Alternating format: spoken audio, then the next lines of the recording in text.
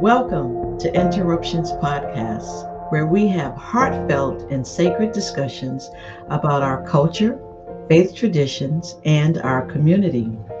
We invite guests who are open and willing to share their journey and disrupt the silence on their personal and professional interruptions as it impacts their personal and professional lives.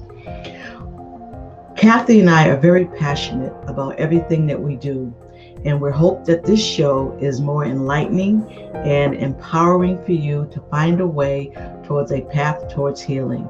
I am one of your co-hosts. I am Reverend Odell. And I'm Kathy Patton. Good evening. And welcome back to Interruptions Podcast. I know we've been gone for a minute, right? We've been gone for a minute, but we've been working in the community. So I thank our followers for tuning in and being back with us and staying with us. But yes, Kathy and I were very busy in the community this summer. And I thank them for missing us and no one's noticing that we were gone. Yes. And we took some time off for ourselves, which was important. Yes, definitely. So our podcast tonight that we're excited about is titled Rooted in Wellness. And our guest this evening is the one and only Alicia Crutchfield Maclean. And she is the owner of Bloom that has been popping up all over social media, on Instagram. If you have her account of Bloom, you see the pictures of all the great and wonderful items that she sells in her store. So let's bring on our guest, Alicia. Hello. Hi. Hello, Kathy. Hi, how are you? I am fabulous. Thank you for having me here. I appreciate being the first on your Interruptions podcast after some time away. Yes. Is that correct? Yes. Well, I am honored and I'm grateful. Well, thank you for being here. I met Alicia last summer, I think. 2 summers ago. 2 summers ago? Mm-hmm. Okay. One of my sorority sisters who lives in Jersey called and told me she was in town and just told me to come over. So being big sister, you just do what she tells you to do. And when I got there, that's where I met Alicia and her family. And we hung out on her deck for some time. And it was very nice. I enjoyed it. And that's where I met you. But you were, still working in New York. And we're going to talk a lot about that tonight. Yes. And as I was telling Kathy about you, Kathy said, I met her. And I'm like, oh, so do tell, Kathy, please. I did. So I just had a birthday celebration, and one of my sorority sisters, Dory, had given me the tea drops. Oh yes, the assortment of tea drops, because she said she was telling you that I like tea, and you suggested we'll try and give her the assortment, and she can decide which one she wanted. And so I love them. I absolutely love them. And then one day, my daughter and I had an appointment for her, and we had some time before I had to be anyplace else, which is unusual. And I said, come on, Teal, let's go over here to this shop. We never had an opportunity to really stop in. And then when we went in, the gentleman had introduced himself, very welcoming. I started immediately looking around, and then Teal and I went to order some tea. And then you came out and started talking to Teal like you had just known her forever. Yes. So I said to her, I said, Teal, I said, have you been to the shop before? She said, no, Mommy, I haven't. And then you explained that you saw her at the hair salon and that she talks to you all the time, which she does. She talks all the time. But the sweetest soul. That she is. She is. And so I like to talk, and so does Teal. You do. You both do, because you forgot all about me, and you just. Sorry. No, but that was wonderful. But she was so happy and just immediately connected with you, and I think that's what your shop does for most of us that have gone in there. Just immediately connect there. So I can't wait until you share your story. Thank you for that. I welcome. I had the opportunity of sitting in the place that I love in her shop, where the spices and humidifiers are going off. And we sat and we had a conversation. And I said, I've got to get back into the groove of podcasting. I said, I need to interview you and let's talk about who you were. And the first 5 minutes just blew me out of the chair because I didn't know. So, Alicia, I'm going to have you to tell folks, because you are not from New Haven. You didn't grow up and go to the Hill House or Lee High School or anything like that. So, give folks an idea of just, where you're from, which I love. I love this story. Where you're from, Alicia. Where I'm from. Where I you am from Boston, Massachusetts. I grew up in Roxbury, and my mother uprooted us and we moved over to Brookline. I eventually went to elementary school in Brookline and then high school in Cambridge, private high school in Cambridge, and then ultimately ended up at the University of Massachusetts in Amhurst. And when I graduated UMass Amherst, I fled to New York, to work in the music and fashion entertainment industry. And I'll just give you a sped up story real quick, because I'm sure we'll come back to it. But 16 years in New York, I met my husband while I was coming back from Boston. Oh yeah, don't jump there. Don't jump there yet. Okay. Don't jump there. So I'm sorry. I'm from Roxbury, Boston, Massachusetts. That's where I'm from. That's where my people are, and that's where my roots were formed. And when she told me that, I'm like, I'm from Boston. What year? Now you started going through what year? Who are your peoples? Do you know anybody? And no, it's because of the age difference. My people are Orchard Park and Mission Hill. Let's keep it real. And, I said, and I know people from Mission Hill and Orchard Park, but they're in a different age group. But nonetheless, Alicia, I'm glad that we got Beantown in the house. So, the mean streets of Boston. So thank you very much for being here. Thank you. I appreciate being here.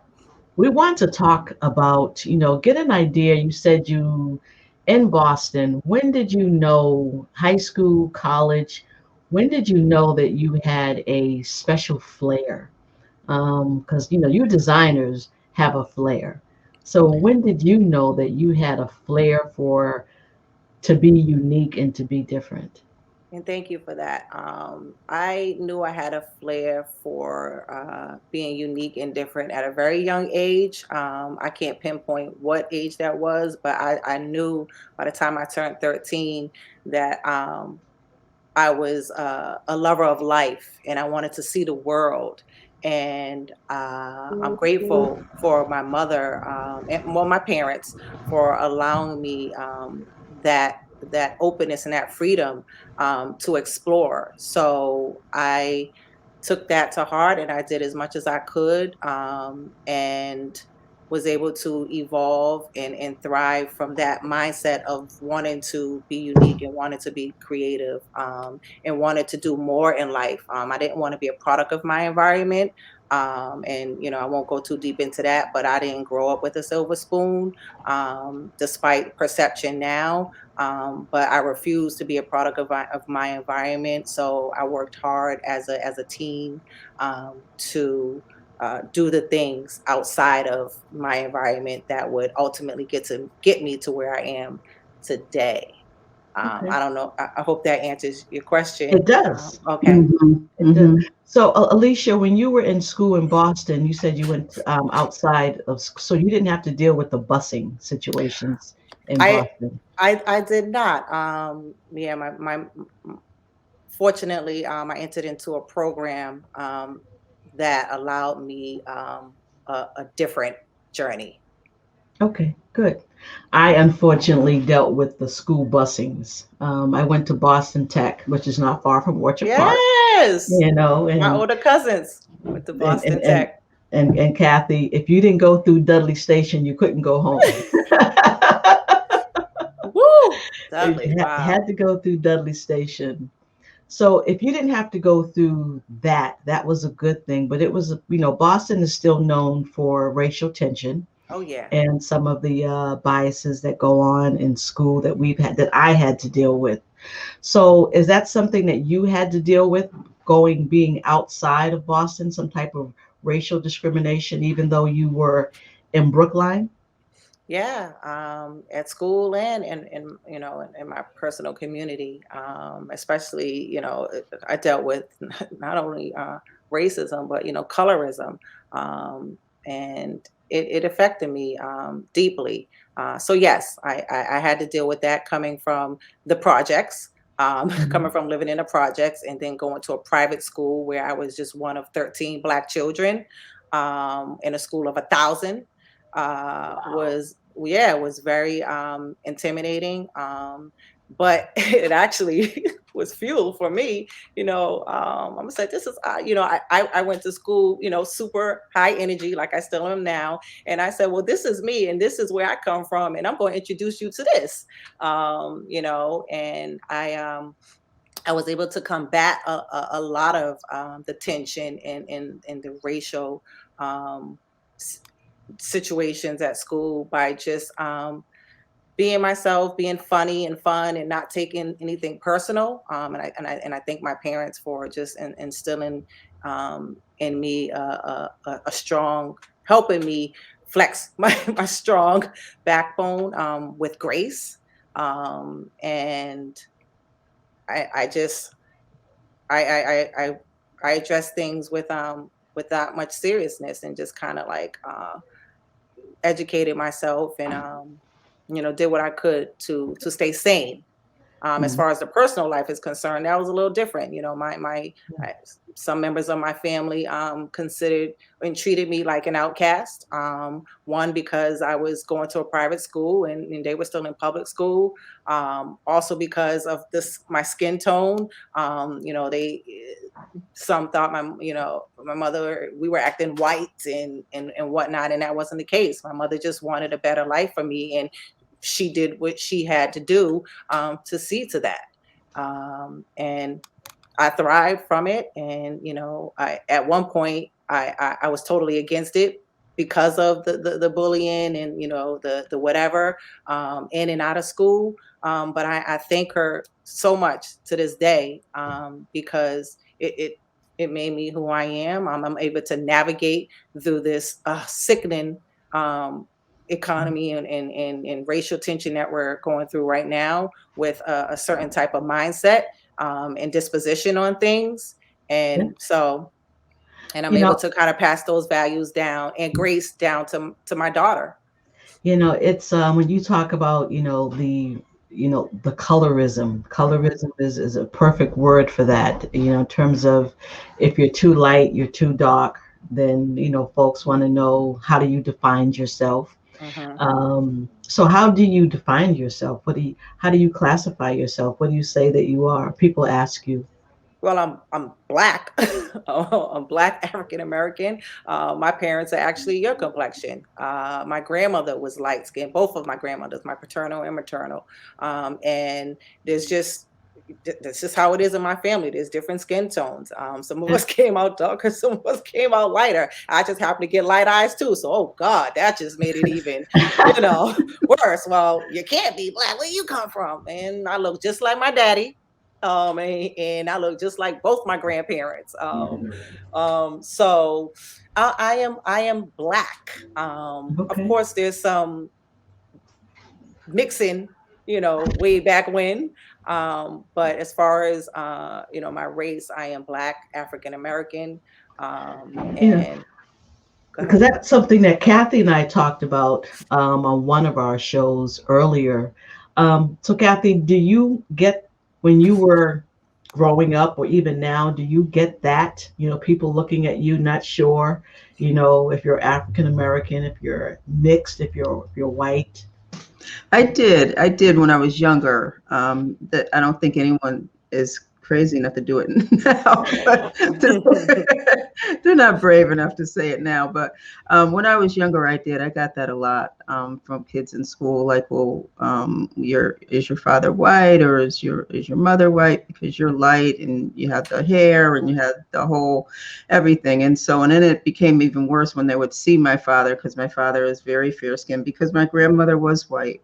But again, with them, that whole mixture, Alicia, as you're saying, that whole, like you said, down the line, that whole mixture. My grandfather was extremely dark and my grandmother was white, but all the children came out looking just like my father, very, very, very, very fair skin, even red hair. And so I get the red hair, the whole, so then it was a whole explanation. Well, why is your hair turning red? And it's like, that's too long of a story. Right.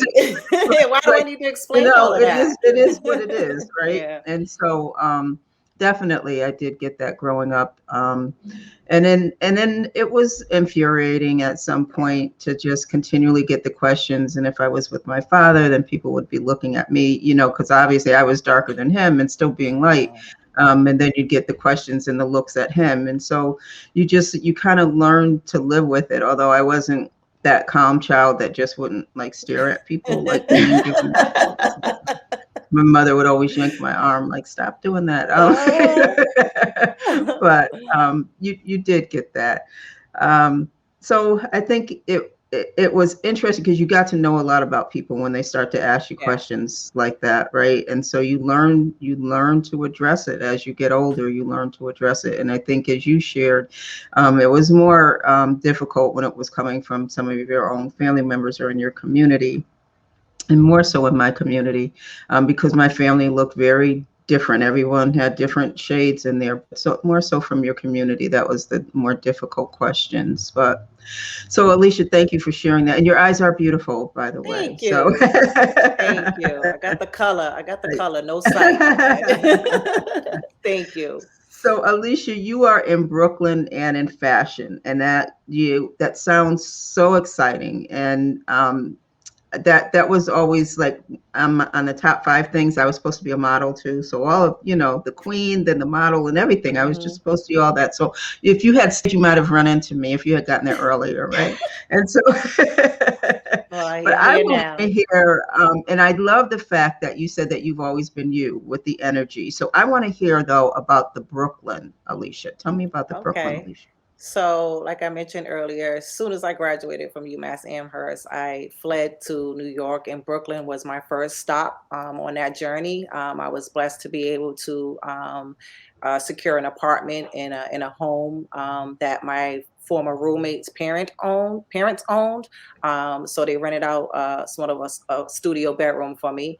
And that's where I started my journey in Brooklyn. And it was exciting. I remember going to Brooklyn when I was from like 8 to 13 with my dad, because he has some family in Brooklyn.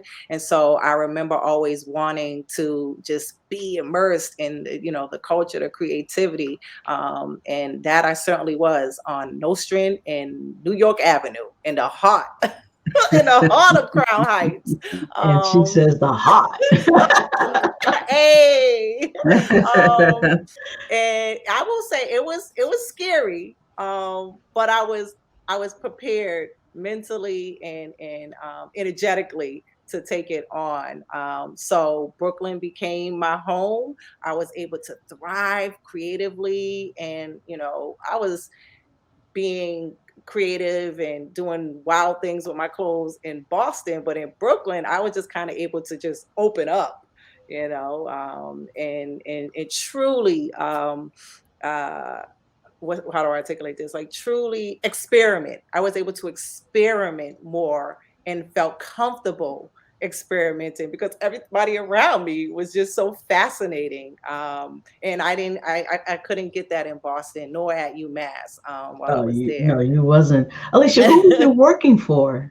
So when I first got to Brooklyn, I did a couple internships, one at an accessories company, and then the one at Rockefeller Records in the Universal Building was the one that sort of catapulted my career in fashion.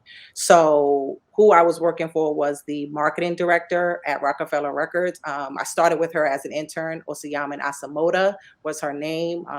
And I was her intern for about 6 months, 6 to 8 months, and eventually became her assistant in the marketing department. And she was the liaison between Jay-Z and the marketing executives at Rockefeller Records. And at the time, we had acts like DMX, Swiss Beats, The Diplomats, Old Dirty Bastard, and then ultimately Kanye West, etc.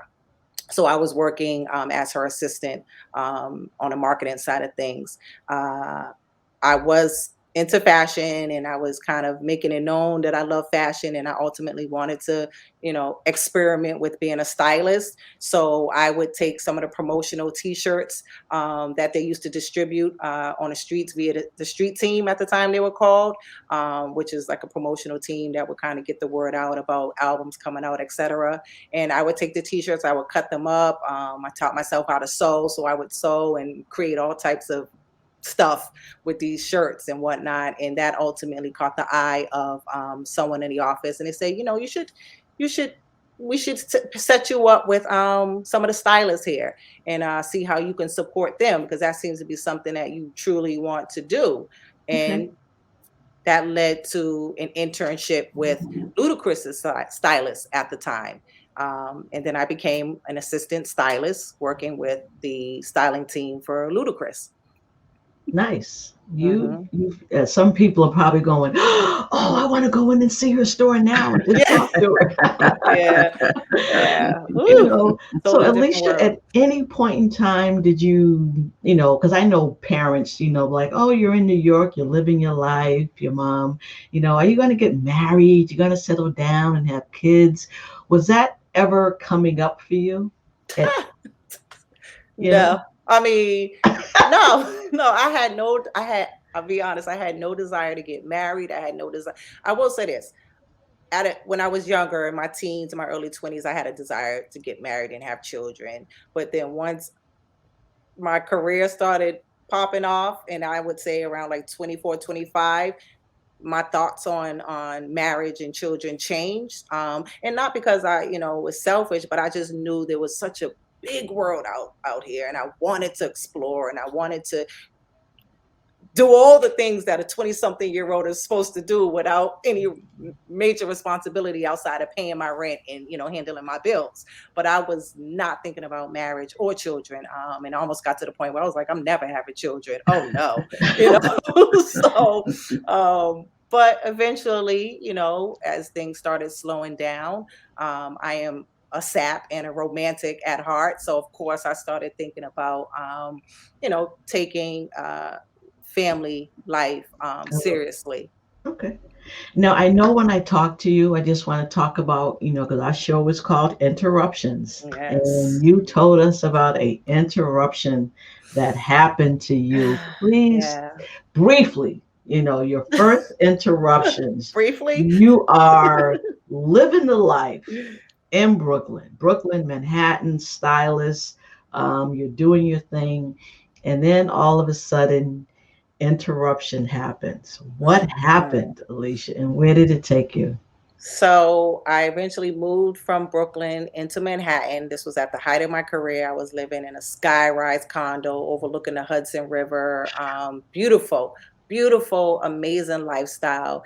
And I ended up reconnecting with my childhood sweetheart, and he happened to live in Atlanta.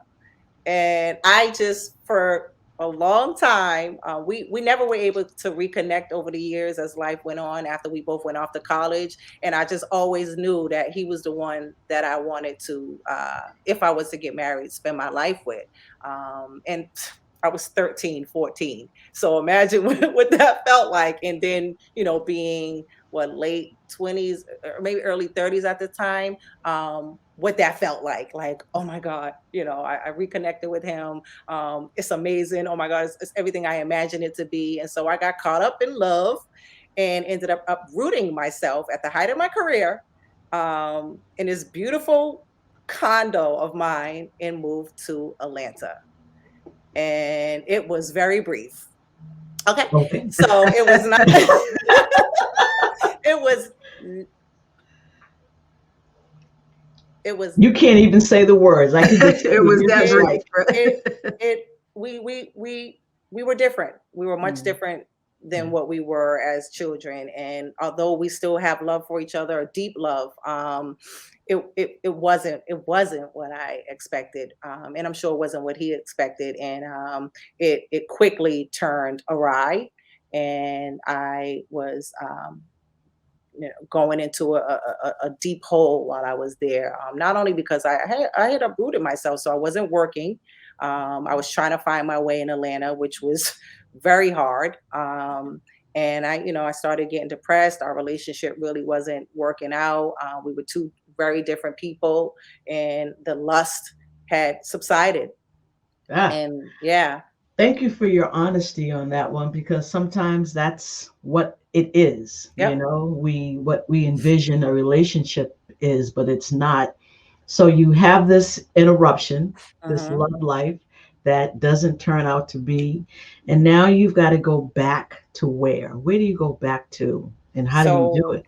I called my parents. My mother came rushing out to Atlanta on a plane.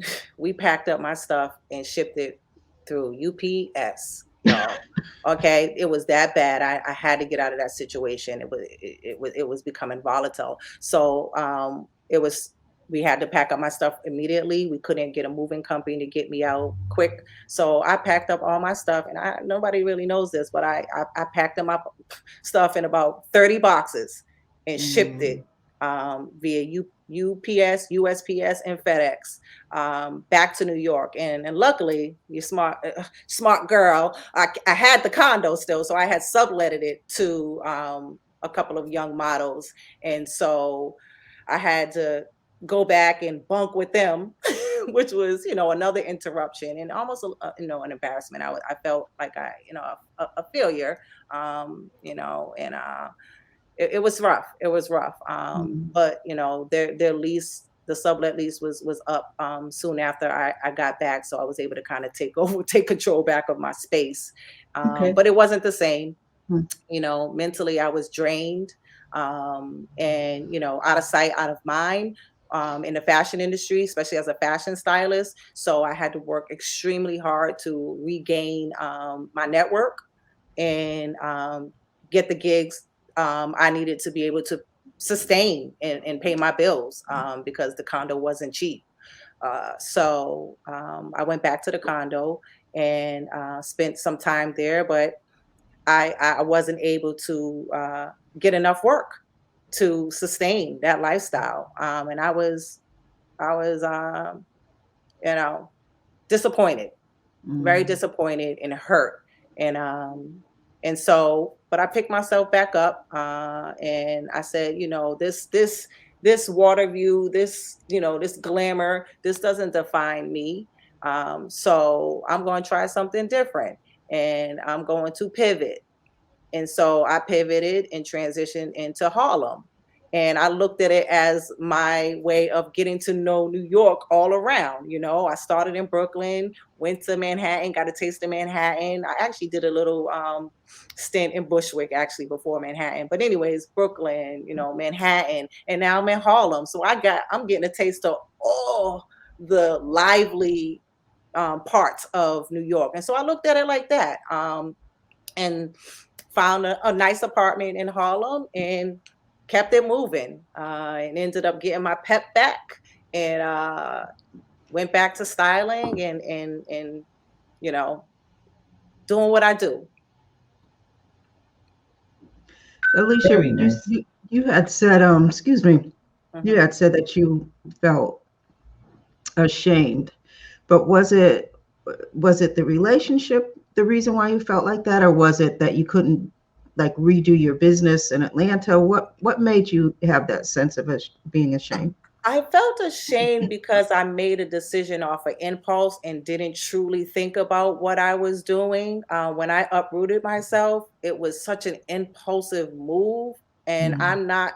that type of person. Like I've tried to navigate and move through life, with strategy, and with planning, especially considering the industry that I was working in and being in a place where I had no family, friends, but nobody that I could truly fall back on if shit hit the fan. Excuse my language. And that's just who I am. I never like to really ask anyone for anything. So I felt ashamed by my decision to abruptly uproot myself, and go to a place where I had no foundation other than this man in his home and all of his things, and nothing for myself, and then come back and not have, while I was there, maintain my working relationships and been doing what I should have been doing, so that if and when I did have to go back to New York, I'd be okay.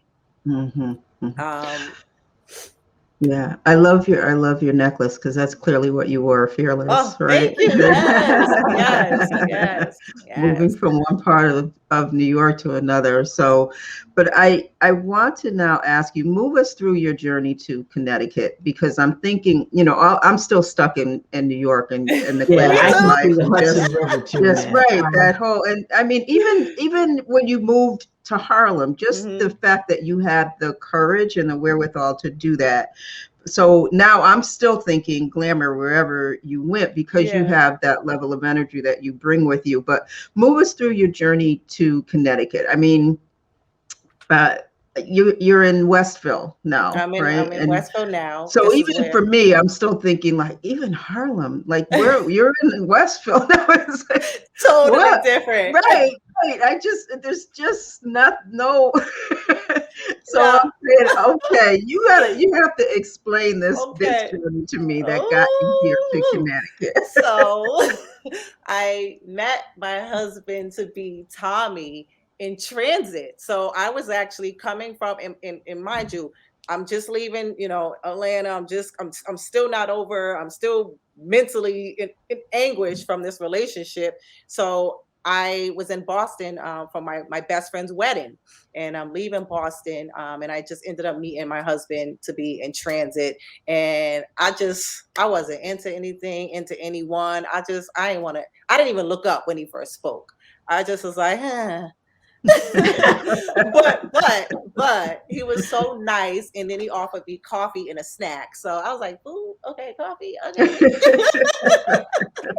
But no, he was such a nice guy. I looked up, and we haven't stopped talking since then. But he happened to live in New Haven. He's lived in Westville for 20 years. Born and raised in New Haven, and when we finally got to the point of moving forward with our relationship, we were going to move in with each other, and it was either he come to New York or I come to New Haven. And immediately I was shaking, because it brought me back to the decision I made to go to Atlanta.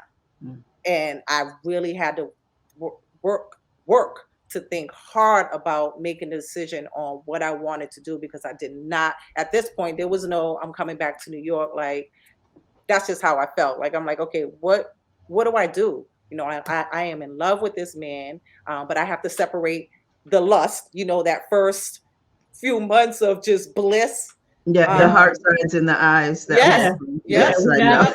I had to go down a journey of just thinking and meditation and everything to make a decision on, what I wanted to do. Because New Haven certainly was not on my radar. And I had visited him. I had come on dates and stuff to visit him. And I was just like, okay, this is not for me. I love it. It was like a vacation for me, going to the country, leaving the city. I'm sorry. And I love that. But I was like, do I want to live here? But ultimately, I made the decision to move to New Haven, because at that point I did want to start a family, and as did he. And we talked about marriage, and I was just open and ready for it. So I uprooted myself once again and moved to New Haven, and it was certainly a culture shock, Kathy. Listen, it still has been. And and we moved pretty quickly. Tommy and I moved quickly. We connected immediately, and there's no lust, there's love. So Yeah. we decided to get married. We had our daughter, and so the first 3 years here was all about my family. I had no desire to even get out and about, and meet anybody. It was just all about nurturing and getting to know my husband and our family. Because you got to understand, this was a year in, so there was a lot to learn about him and his space, and his family, and getting to know them, and then welcoming our daughter, and being there for her, being a stay-at-home mom for her. So it was, the first 3 years was truly all about Sienna and Tom. And then I still was taking on gigs in New York. So I was I was commuting to New York up until I gave birth the week before, and then went back to work in New York 2 weeks after giving birth. That's how attached to New York I was, and that's how. Yeah. But I think that's a part of me being afraid to lose, what I had built. All this, this amazingness, this life, this career I had built. I didn't want to lose it again, because I lost it when I went to Atlanta, and I had to work hard to get it back. So I was still attached to New York, and so 3 years in, I started going out and hanging out and trying to connect with people, trying. Um, 2019, so that's when I was able to, meet more people by way of our friends. And that's also how I met you, Odell, Yes. Yeah. through Tommy's cousin. And so I started feeling more comfortable going out and about, because I got to tell you, I didn't feel a connection here. I didn't. And in the people that I was meeting, I just wasn't aligning with them. And so 2020, Yeah. COVID hits. So that's when I met you. COVID was, we were wearing masks, and I don't think Were we? shots Oh, that's right. shots were not even available, because the production was coming out in a couple of weeks or a month or so. That's when I met you, before Interruptions production came out. So we were in a pandemic, but there was no opportunity for a shot. That's why we sat outside on your deck. That's So right. pandemic hits, New York. You know what? goes away. I want to interrupt Odell, because it's not, Okay. I want to change her wording, because it's not, for her, it's not a deck, right? That's, what do you call, that's your courtyard, right? At home we No, were. okay, because that's your No, we were at my store. house. Okay, at my all house. At right. her house. Oh, Yeah. yes. At her Okay, house, it was all her right. deck. Not Okay. no. Bloom was nowhere on the Yeah, agenda. Bloom wasn't on my radar. Oh, I was that is still, funny. yeah, no, I was And this is 2019, and it wasn't. no, Bloom wasn't on my radar. Remember, I was still styling. I was commuting She back into was. New York from the day I moved here. I still was commuting Wow. back to New York for work every day. I mean, every day. I was burnt out, y'all. I was burnt out. Pandemic hit. Pandemic for me was a gift and a curse, because I was so attached to New York. I just couldn't let it go. And I also just wasn't able to find my creative flow here. So I felt like I still had to be working in New York. But Bloom came about when the pandemic hit. Bloom is a combination of all the things that I've ever wanted to do over my lifetime, as far as career is concerned. I just kind of meshed it all into this space. Yeah, and that was gonna be my next question to you. Where did that concept come from? Where did Bloom come from? And what do you want people to, I know what I felt, but I don't want to like spoil that surprise, but what do you want people to feel when they walk into Bloom? Bloom is rooted in wellness, mental and physical. It is a place of personal and professional growth. Let's just start there. Yes, there's a retail component, but the most important part of this space is the upliftment and the joy, and the energy that I'm trying to fuel into people when they come in here. Now, I don't expect people to take on my high energy, and I'm sure people can't stand it sometimes, but that's not my problem. That's theirs. This is a space that I come into and I find joy.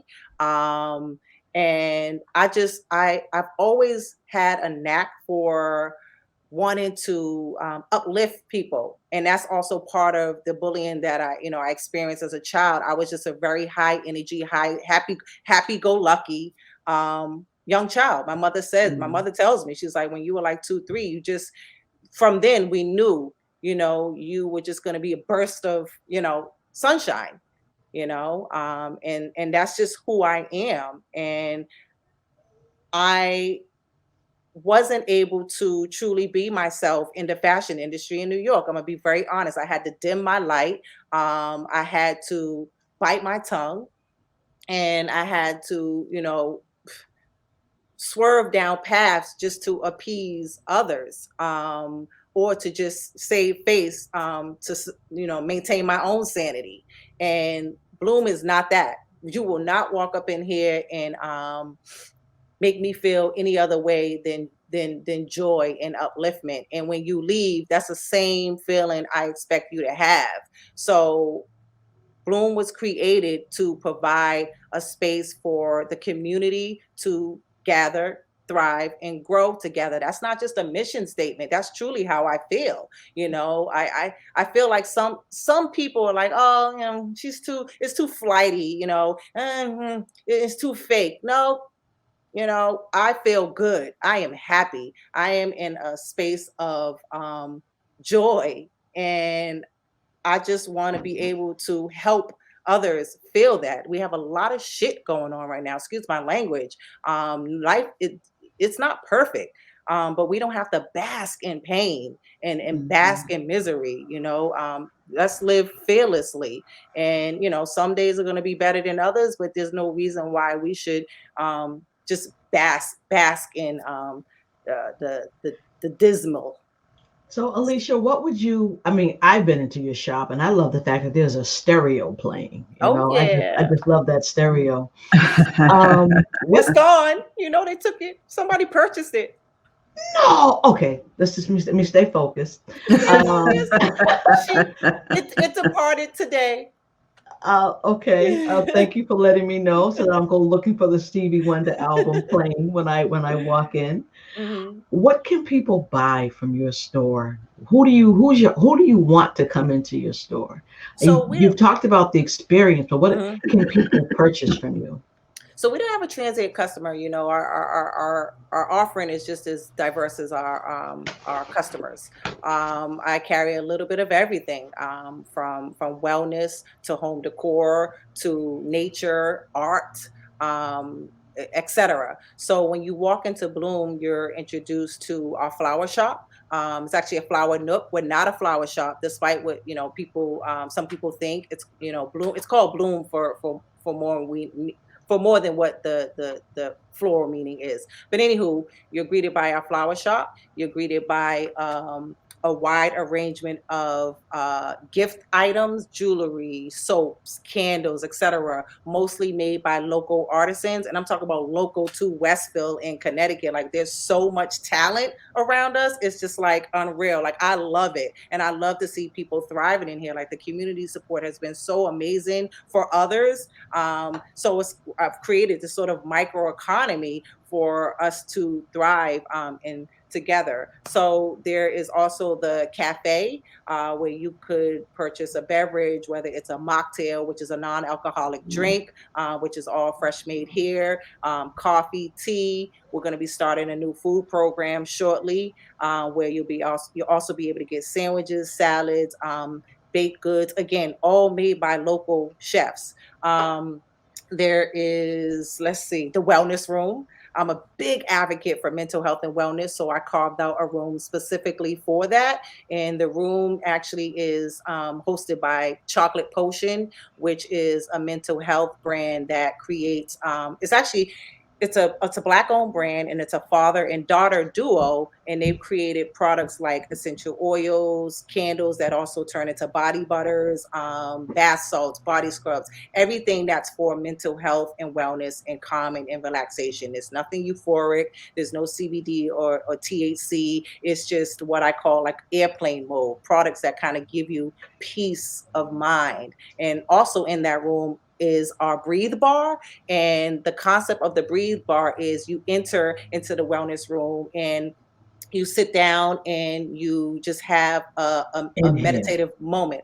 Excuse Yes. me? You just inhale. Oh, That's you the just Mhm. breathe. you You just just breathe. You breathe. just You breathe inhale, and, you and you breathe, love it. and we use the essential oils that's created by Chocolate Potion in the diffuser. So it's a breathe bar. There's 2 stations, and we shut the door. If you want us to shut the door, you take 5 or 30 minutes to just meditate Mhm. and just pause. Pause. Take a moment to just I stop. I love that room so much. I've been looking around my house to figure out how can I get that room? Oh, I How can I got you. duplicate that Yes. somewhere I in call it the my Zen house? Den. The Zen I, Den. Yeah. I'm like, okay, Maya, you need Yeah. half a Yeah. room now. All it takes is a little nook and a diffuser and some plants. Mhm. I'm gonna have Don't to feel. invite you up the street, Yeah. Alicia, That's funny. to take a I look. I would love to help anyone who feels like they need a nook and need help creating it, because it doesn't require necessarily a room. It doesn't require all the bells and whistles. Mhm. It can be you just sitting on your couch and you bring in over the little portable diffuser, your nice cozy blanket, a journal, and just that's your That's wellness it. nook. That's your play. Mm-hmm. Adele, when I went into Bloom, of course, I told you I had Teal with me, Mhm. and there was immediately I saw it as being very eclectic, and that's I love that sense. But then it like my mother mode turned on, and I was trying to like make sure Teal wasn't touching everything in the store. And Alicia, when she came out, she wasn't like that at all. She was like, "Oh, let her go, let her look." And I'm like, "No, I don't want her to break anything." And so I whispered to after we got our tea, and Teal was so happy about that. We just went to the car and sat down and started drinking our tea. And I turned back around and went back in the store and bought more tea because it was so good. And I said, Mm-hmm. okay, because I want to bring this with me wherever I go. But what I told Alicia, I whispered to Alicia, I said, I have to come back by myself Yeah. because I want and it's just because I recognize that space I just needed to be in there by myself for a Yeah. minute, right? Yeah. Yeah. And then bring Teal back in there, but I needed to experience it for myself first. And it's so funny because the people that are closest to me kept saying, Kathy, you need to go to this shop called Bloom, you would love it, it's just like you. And so yeah, and right when I walked in, I just immediately connected with it, and just what you set out to do and have that connection with people, you certainly have. Thank you, And Kathy. it's nice that You are one of many that has expressed those same sentiments, and it truly brings me joy, because when I started Bloom, there was a lot of confusion, there was a lot of misunderstanding and misconception about what Bloom is, and there is still some, but to hear about your experience, like your true feelings about what you experience when you come into the space, is real. I can't make that up. I've had people come into the space and then call or DM or text me later and say thank you. And I'm yeah. like, oh, you're welcome. Thank you for what? Like, what did you buy? Like, how is it going? Do you have any questions? And they'll say, no, just thank you for this experience. We went into the wellness room and left feeling refreshed, Mhm. rejuvenated. That's it. And that's really all that matters to me. My husband hates when I say this, but it's really not about the money.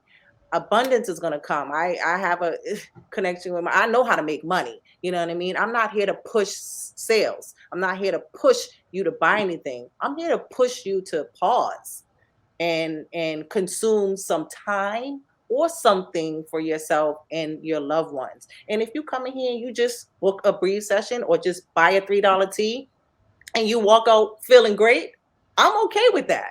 Mhm. And I wanted to make sure I say that, because there is the retail component. Obviously, we have to pay bills and we have overhead. But the space is truly a community center reimagined. Yes, You know. I love the fact, Justin, and I can just go, Oh yeah. Justin, I'm giving you a shout out when you watch this. Yes, I did. And the coffees and teas that he makes. I mean, I walk from my house down there, and it's like a mile. It's like a mile and a half from my house, and I walk. And then when I sit down, I go into the wellness room. I have a cup of tea. Justin gives me a cup of tea I paid for, and I walk home, and I feel good. Yeah, you So feel good. People are renting your space. Yes, they are. For They that's are. awesome. They are functions. coming out of the woodwork, and I That is am. awesome. I stopped saying I'm tired. I'm grateful. That's right. I am so grateful that people. There's so many places people could rent around here. But I'm grateful that they want to rent this space for the experience and the hospitality that we provide. I love to host, and so does my team. Vijor and Justin love to host, and they're very professional, and they love being in the space. So that love fuels into everything that they do here. So I'm grateful. I'm grateful for a wonderful team and a space that loves it too. Bloom, that's a whole other conversation. But Bloom has a personality of its own. That's so, Alicia, before we wrap up, this is one thing that, especially someone that is bringing so much joy to other people and a sense of wellness and well-being. How do you practice self-care for you? I don't as much as I should. I finally just took a couple days off last week, and it felt extremely good. We had to get out of Connecticut. I said I need to reset somewhere near in mountains somewhere. So we went up towards like the Poconos or whatever.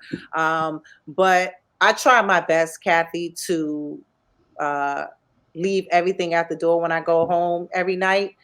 It's hard. I've started taking baths in the morning with my chocolate potion bath salt. Shameless plug, but it is amazing. And there's so many health benefits to taking a bath in the morning. And if you subscribe to Gather at Bloom's email list, I'll tell you more about that. But I try to throw in time to care for myself, because self-care for me right now is just making sure that I'm healthy, and that I'm taking care of, not just my inside, but also externally. Make sure I'm keeping these dark circles and all this for me. That's that's my self care, making sure I'm healthy, I'm fit, because that's the only way I'm going to continue to be able to thrive, and be able to be here every day for the community, because that's what it requires, and I'm okay with that. I thrive when I'm thriving, if that makes sense. My self-care is being in this space. We're closed tomorrow, but I'm most likely going to be here cleaning up, sanitizing, maneuvering things, merchandising, etc. And it's my self-care. I got to be honest. Like it's my retreat. But that's why I created Bloom the way I created it.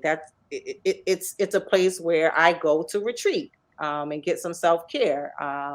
So yeah, I try to make sure I'm doing what I need to do at home, to get in those moments of peace of mind. Well, thank you, Alicia. Thank you so much for sharing your story. I was really excited to have you on our podcast. So thank you for agreeing to do this. What Odell and I try to do is to expose that a life interruption, as you've shared, can sometimes be traumatic. Or it can just be an interruption in our lives, and it can be temporary or permanent, and it can depend on our perspective that we take on life. You obviously took the better perspective, and now look at what you have created for so many, not just for yourself, but for so many others. And so we thank you for doing that. We'll continue to discuss issues of interruptions and how it can impact our life. And our podcast really is for anyone who needs to hear this message. So we ask our audience always to please share and to like our podcast, and so that we can continue to share this message on Bloom, and for all the conversations that we have so open and honestly about our own lives and the interruptions that have taken place for us and those that come on to our podcast as well. But speaking of message, I want to just take a moment. Odell, is there a special message that you want to share with our audience at this time? I do. Thank you. So, if you've been watching us for the last year and a half, then you know that our journey started with a major traumatic interruption in my life was losing my son, and having a heart interruption and a head interruption. I had a brain aneurysm a year later, and I'm just going through life, and I'm trying to heal. It's about me. It's about me healing. And fast forward, ran into some great people, and I always have to give Jonathan Berryman a lot of credit. So as I'm healing, he says, "You got to tell your story in the arts," and that's when I met you, Alicia. We were headed towards the play, the stage, and the stage disappeared. So the production interruptions is online. And then as we're telling stories, Jonathan said, "Oh, that's a good story. You've got to put it," but we only have an hour and a half for the production. So he says, "You got to write a book." And I'm like, "I can't write a book. I have a brain aneurysm. I can barely read or write." He says, "Nope, you got to write a book." So that is what I did. I wrote a book, and Interruptions is out. It is published. People are buying the book. And some people have called me and said, "I don't want to read a book about, you know, gun violence and losing your son." And I said, "That's not what the book is about. The book is about resilience. The book is about, we've all gone through some type of interruptions in our life. And what do we do? How do we go back into our life, our education, our family, our culture, and pull back the pieces that we need to help us to move forward?"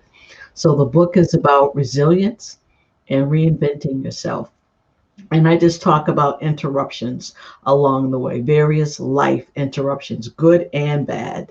And that's what it's out. So the book is on Amazon. You can find it, Interruptions, Disrupting the Silence. And this Sunday, we will be at my People Get Ready bookstore on Whaley Avenue.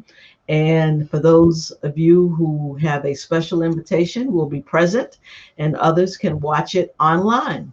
So you can find the link to watch the community conversation, information about the book. We're going to do a virtual. Kevin is streaming it. So it's going to be on this podcast next Sunday. And we're just going to have, I'm in awe of God to have been in a dark place for 5 years. And, it's like I was buried alive, trying to figure out how to get out. And now the production, and now the book, and this feels good. So when people say, "How are you feeling in the midst of this pandemic?" I say, "I'm feeling great. I'm loving God, and I'm in awe of God." So this Sunday at 2:00, go to People's Get Ready bookstore. The link, it's on social media. Register, order a book, purchase a book for someone, give it to them as a Christmas gift. Let's have these conversations about reinventing ourselves, because we've all gone through an interruption. And let's talk about what Alicia just shared. How do we rebound and keep moving? So congratulations. Thank I'm so you. happy for you. I'm like, "Oh, I'm an author," And yesterday I was honored, Interruptions, for all the work that we do. And I thank Kathy last week, is not just the book, the community conversations, the training that Kathy and I did over the summer, training individuals to teach and have discussions about emotional wellness. We were honored. We were giving a community healing award by the Community Healing Network organization. Anola Aird is her organization. So she honored us with a Community Healing Award. So the work that we're doing. To you both. So it's the training that we did, it's the podcast that we're doing, it's the teaching, the community conversations. And this is what we're committed to: breaking generational trauma and letting people know that because you've had an interruption, your life is not over. Right. Thank Well, you. I know where our next book discussion can be. I have a perfect location. Yeah. Alicia, you want to share that date that we have on the calendar? See? It is November off guard. something. I don't remember, but yes, we thought about. I booked it. Oh, that's why you asking me. Yeah, I asked you. Well, I don't remember either. So we are in November. We do yes, have a place that we're going to some time, but we'll talk about that next at our next podcast. sometime That next year. Kathy and I thought it would be great to just invite people to have a book discussion in your place. So we're going to have book discussion, light food, and just have conversation and enjoy the space. So we are honoring your space, Alicia, as well. Well, I thank you, and we are honoring you as well. So I thank you, and thank you both for what you are doing in the community. I am inspired by women like you. I am grateful to have met women like you, and now I feel more than ever comfortable, confident, and aligned here in New Haven. I've adjusted quite well, and it's really because I've met wonderful pioneers and innovators and community, genuine, authentic community leaders like yourselves. Well, thank you. Thank you for being on our show. We enjoyed you. And it's been a long time. How do you close these podcasts? So Alicia, thank you so very much, and we'll be seeing you in November. So we'll be talking more about the time there. Yeah. And Kathy and I are getting ready for a book signing, and your shirt came in, Kathy.